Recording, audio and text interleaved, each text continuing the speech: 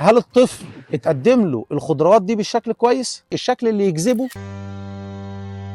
ان المواد الحافظه اللي بتخش في جسم الانسان دي بتعمل كوارث. اول حاجه بتعمل جراثيم في المعده، تاني حاجه بتعمل على مستوى التعاطي او مستوى الاكل فيه على مده عاليه بيحصل نوع من انواع الجراثيم زي جرثومه المعده. ممكن الطفل كل شيبسي مثلا لمده شهر، مثلا عنده سنتين، فابتدى يعرف الشيبسي، ابتدى يعرف البطاطس المحمره، فابتدى يدمنها، فخلاص كل ما عيط انا عايز كاراتيه. ليه؟ لان المواد الحافظه فيها هي خلاص بقت عنده ماده هو محتاجها، الجسم عنده، المخ عايزها. فانا مش لسه بقى هبتدي احضرها واديله بقى واستخلصها من الخضار، استخلصها من طماطمايه جميله زي اللي ورايا، استخلصها من شيء، لا، ما هي جايه لي بسهوله، انا مش محتاج ان انا اتعب عليها. الحاجه الثانيه، هل الطفل اتقدم له الخضروات دي بالشكل كويس؟ الشكل اللي يجذبه؟ لا، ما اظنش ان اتقدمت له بالشكل. علاقتنا بالخيار لما الطفل يجوع ومعدي قدام باب الثلاجه مش لاقي حاجه ياكلها فيمد ايده ياخد خيار، الجزر استحاله يقرب له قوي يعني. فالنهارده هنتكلم في الموضوع دوت، ان احنا ازاي نجذب الاطفال للخضروات والمنتجات الطبيعيه ونستبدلها بالطبيعه احسن ما نشتغلها ويحصل بعد كده لا قدر الله في المستقبل سرطانات وجرثومات معده، وتلاقي الطفل هزيل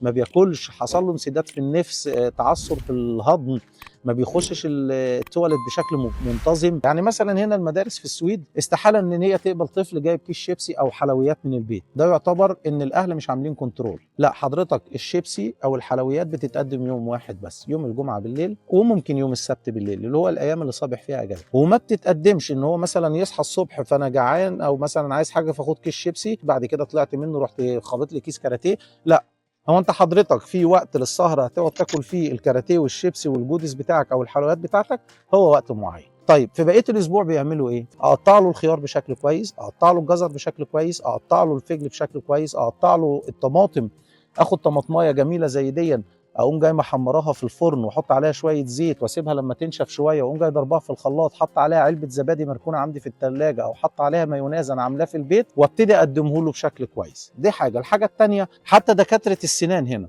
يقول لك لا، هو يا جمعه بالليل يا سبت بالليل بياكل حلويات وياكلها مره واحده، لانك انت مثلا لو جبت له 100 جرام حلويات واديته 20 جرام ورجع فصل البكتيريا اشتغلت، واديته 20 جرام تاني وفصل البكتيريا اشتغلت. لا، ال 100 جرام حضرتك الدكاتره بتقول لك كلها مره واحده. ليه؟ البكتيريا طلعت، غسلنا اسناننا، انتهى الموضوع. فهو ده اللي احنا عايزين نتكلم فيه، اهميه الخضار وازاي ان احنا نحافظ على الطبيعه، نرجع على الطبيعه شويه، نبتدي نستخدم المواد الاوليه. يعني الجزر مثلا ممكن اقدمه للطفل، ممكن اعمل له منه بوريه، ممكن اعمل له منه سوب او صبه يقدر ياكلها مثلا، أو اخترع اطور، والمكونات موجوده والبوتاجاز موجود، بس في الخيال ما اشتغلش. وهنا هنقدر نقول كلمتنا الشهيره: ولكم في الخيال حياه.